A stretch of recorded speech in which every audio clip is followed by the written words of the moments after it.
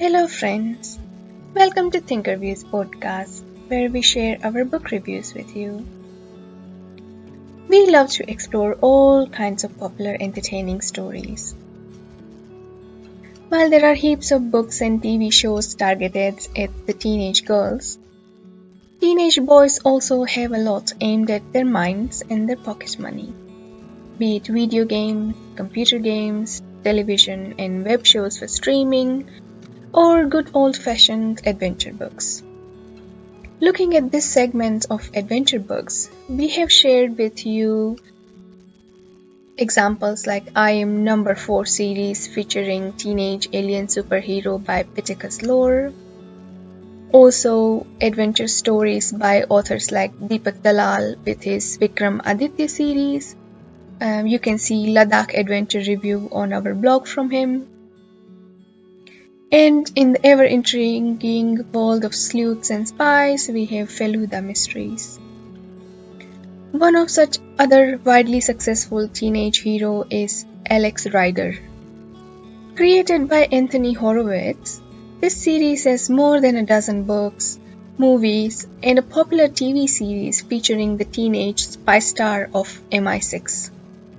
So let's start with the first installment in this series called Stormbreaker. The book edition we picked up shows a cover page which is very typical of old world thrillers. It is showing various action scenes from the book as well as a gun with a telescope near the title, which looks nearly like a James Bond title. The color scheme used here is also with eye-catching colors of red, yellow and white, while the background of bottom half is really dark. So overall it's an old-fashioned, moderately attractive book cover. But let's look at the story now. The book starts on the night that 14-year-old Alex receives the news of the accidental death of his uncle, Ian Rider. Alex's parents passed away a long time ago, and his quiet, unassuming Uncle Ian was all he had in terms of family.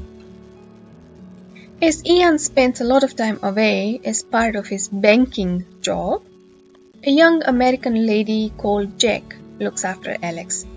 But now with Ian gone, both Jack and Alex are lost as to what will happen to them.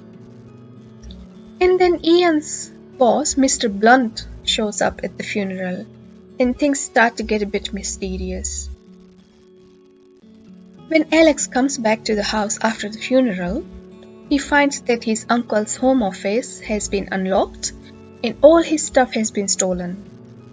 Following a hunch, he finds Ian's car in a wreckage yard and discovers that the car is papered with bullets. So it wasn't accidental death. Ian Rider was actually murdered. Alex himself barely survives as Ian's car is put through the wrecking machines. He makes it to home only to receive an invitation from Mr. Blunt to visit him at the bank where Ian Rider worked. Now Alex has a couple of surprises waiting here. First, that his uncle was a spy at MI6. And second, MI6 wants Alex to carry on the mission his uncle was working on. While Alex is intelligent, athletic, trained in karate, and well versed in a few languages by the uncle who was grooming him for exactly the same thing without Alex's knowledge, he certainly would not have expected Alex to become a spy at the age of 14. Naturally, Alex refuses. But Mr. Blunt and company threaten to take all his money away and send him to an institution. Left with no choice, Alex goes to a training course for a few days and then is sent on to his first mission. His target is called Herod Sale, a classic rags to riches story. And now in a great philanthropic gesture, Herod Sale has promised to provide free computers to all schools in England. Not any simple computer either. His brand new invention is called Stormbreaker. MI6 thinks that there is something fishy here, and so they sent Ian Ryder to investigate. Ian had made a breakthrough and was on his way to London to report it when he got murdered. Now Alex arrives as Felix, a computer whiz kid who has won a few days at the Herod Sale Enterprises for an early go at the Stormbreakers. Alex comes to this strange place full of traps and tricks and finds himself out of place right away. Soon enough, he finds himself in one dangerous situation after another. Will he actually survive where a veteran spy like his uncle couldn't? You have to read the book to find out. So, our review of the book then. As you can imagine, it feels like there is a fair bit happening in the story. But the great thing is that this is a very compact story. The language is simple and the story is very fast-paced. So the thrills keep coming one after another and there isn't much emotional analysis of anything that happens. Alex is a charming boy who just takes what life throws at him and makes the best of it. What I like about these books is how they highlight that it is important to have life skills and a sense of adventure. While you may have to cram for your exams day and night, it is the practical skills that may come in more handy in the real world, especially when you face unforeseen challenges.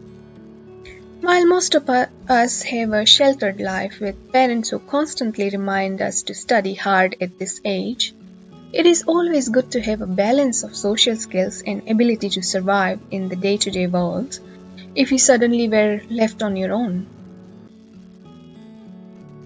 Even basic things like biking gives young people a means to independence. Next to it is the ability to travel safely and capably using public transport if you live in megacities. Alex has had the good luck to travel widely, but learning new languages is another way that you can enhance your understanding of the world in the way it works. Alex doesn't have any close friends, but I think if he had a best friend, he probably could have found it easier to navigate the life after his uncle's death. So friendships are very important. Nevertheless, he carries on the best he can in whatever circumstances he finds himself in. He is hurt a few times, but picks himself up and never quits. Sometimes in life you find your own limits only when you are put in difficult circumstances by no choice of your own. The world has changed since the golden era of spying, and the author shows that very cleverly. Alex doesn't get into this life by choice, he is pushed into it. It was a question of loyalty. In the old days, spies had done what they had done because they loved their country, because they believed in what they were doing. Nowadays, the spies weren't employed, they were used.